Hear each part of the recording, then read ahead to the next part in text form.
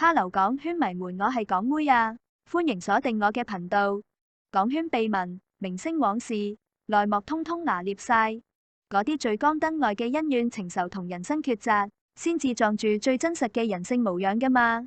港圈最詭異的明星宿命，真的太嚇人。有這麼一群港星，戲裏全員圓滿封神，功成名就，看似拿到了娛樂圈最完美的劇本，可誰都沒想到。戲外真實命運徹底大反轉，他們巔峰時期紅遍全港，碾壓同期藝人，人氣資源頂到天花板，是幾代人心中的經典面孔。可褪去熒幕濾鏡，褪去明星光環後，26位同台爆紅的頂級演員，晚年境遇一個比一個慘烈凄慘。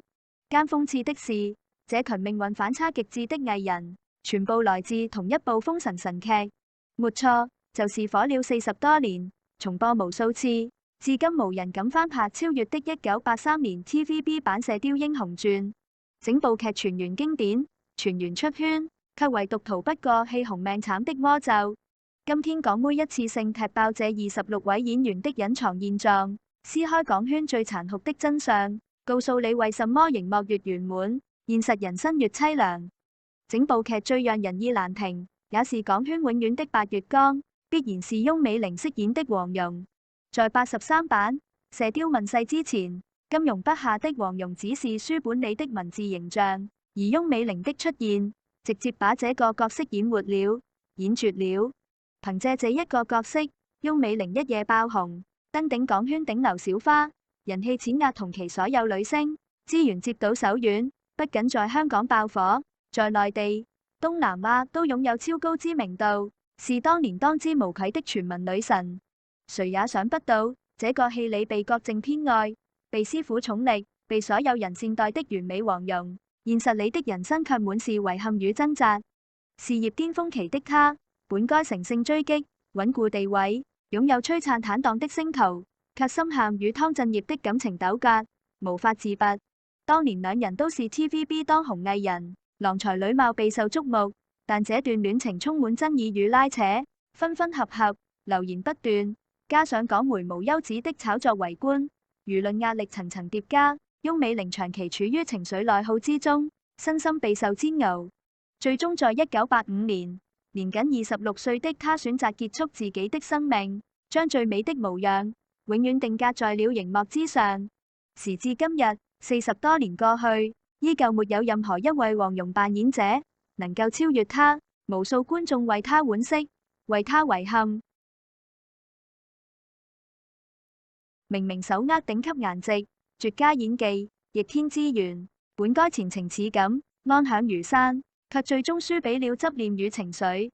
如果說翁美玲是劇中最大的意難平，那黃日華飾演的郭靖，就是戲裏戲外反差最扎心的存在。劇中的郭靖，天資憨厚，心地善良，憑借執着與毅力練就絕世武功，鎮守襄陽，心懷大義，不僅事業登頂，名揚天下，還收穫了黃蓉的真心相伴，兒女相傳，江湖圓滿，是妥妥的人生贏家，一代大俠。而現實生活中的黃日華，人品性格和郭靖如出一轍，忠厚老實，專一顧家，低調謙遜，是港圈公認的零黑料藝人。作為 TVB 五虎將核心成員，他年小成名，演技紮實，塑造了無數經典武俠角色，深耕演藝圈數十年，在魚龍混雜的港圈，口碑人品一直穩居前列，堪稱娛樂圈的模範標杆。可善良踏實的人，未必能被命運溫柔以待。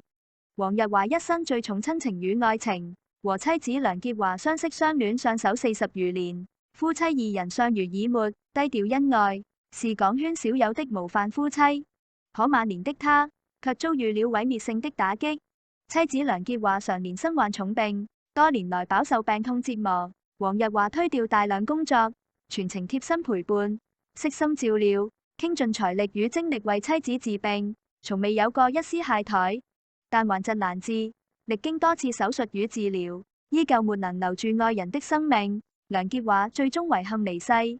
揭發妻子的離去，讓重情重義的黃日華徹底崩潰，久久無法走出喪妻之痛。經歷此事後，他徹底看淡名利，主動淡出娛樂圈，推掉所有商演、拍戲邀約，褪去所有明星光環，獨自低調獨居，常年靠着回憶度日，孤身一人安度晚年。誰能想到，戲里一生行俠仗義，互有蒼生，無所不能的郭大俠，戲外拼盡全力，卻護不住自己最愛的妻子，晚年孑然一身，孤獨終老。這種極致的反差，真的讓人無比唏噓，也讓我們看清，再厲害的人，在生死離別面前，終究是普通人。相較於黃日華的心情坎坷，劇中反派楊康的扮演者苗僑偉，人生則充滿了野心與波折，也是劇中爭議度最高、人生喜樂最大的演員之一。劇中的楊康，出身專櫃，天資過人，卻野心勃勃，精於算計，執着於權勢名利，一步步走入歧途，最終落得悲劇收場，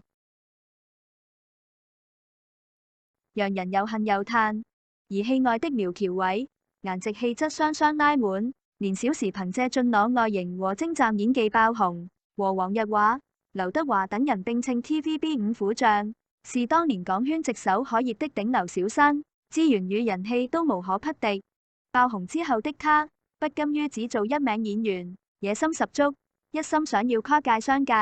闖出一番新天地，徹底擺脫演員的身份束縛。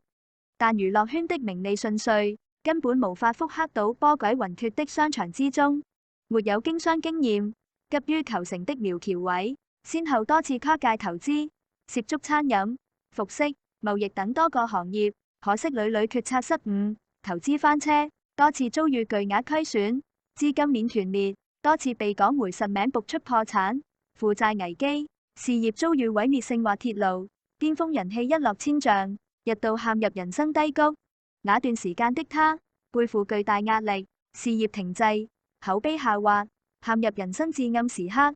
好在苗僑偉心性堅韌，頭腦清醒，沒有因為低谷而擺爛消沉，自暴自棄。認清自身短板後，他果斷放棄經商，重新回歸演藝圈，心間沉澱。憑借多年積累的演技功底和觀眾緣，他慢慢翻盤逆襲，中年之後依舊佳作不斷，口碑回暖，穩穩立足港圈。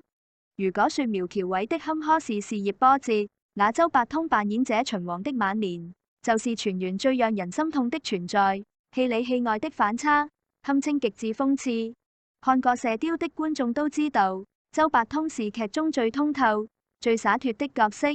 他生性貪玩，無憂無慮，不問世事，一生逍遙江湖，自由自在，是整部劇活得最通透、最快樂的人。可誰也想不到，飾演這位快樂神仙的秦王，現實人生恰恰相反，一生隨性放縱，晚年病痛纏身，生活一地雞毛，晚景極度淒涼。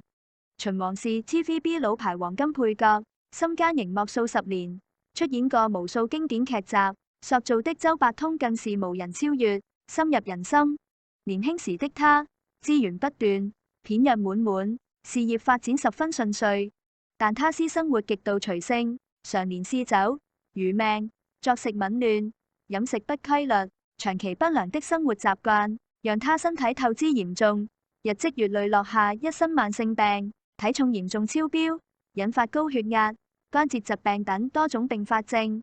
隨着年紀增長，他的身體狀態逐年暴跌，腿腳嚴重不便，四肢無力，行動困難，早已無法正常行走。如今的他，日常出行完全離不開輪椅，連起身、走動、自理生活這些基礎動作都十分吃力，常年被病痛折磨，苦不堪言。曾經熒幕上那個蹦蹦跳跳、嬉笑打鬧、活力滿滿的老頑童，晚年卻被困在病痛之中，寸步難行，無人相伴。在一眾境遇淒涼的演員中，洪七公的扮演者劉丹，算是劇中少有的晚年安穩順遂的藝人，也成為了整部劇最治癒的反差。劇中的洪七公為人豪邁張義，胸襟開闊，心懷大義，武功高強，德高望重。身為丐幫幫主，受人敬仰，門徒無數，是妥妥的江湖前輩，正派宗師。而戲外的劉丹和角色品性高度契合，一生正直踏實，低調謙和，兢兢業業。作為港圈資深老戲骨，他從影數十年，深耕演藝行業，從不炒作，不攀附權貴，不追逐名利，專注打磨演技，踏實拍戲，塑造了無數經典的長輩。宗師角色、人品和演技都備受業內認可，口碑數十年如一日。即便步入高齡，劉丹依舊保持着敬業謙遜的態度，只要身體允許，就會堅持拍戲，低調深耕行業，從未倚老賣老，也從未利用過往熱度拍取流量。他待人溫和，處事通透，生活極簡低調，不鋪張，不浮躁，遠離港圈的紛爭與浮躁，專注自己的生活與事業。對比一眾晚年落魄、命運坎坷的搭檔，劉丹能夠安享安穩晚年，絕非運氣，而是源於一生的自律與踏實。除了這幾位家喻戶曉的核心主演，劇中其餘20多位配角的人生現狀，同樣充滿翻轉與遺憾，完美印證了戲如人生，人生非戲這句話。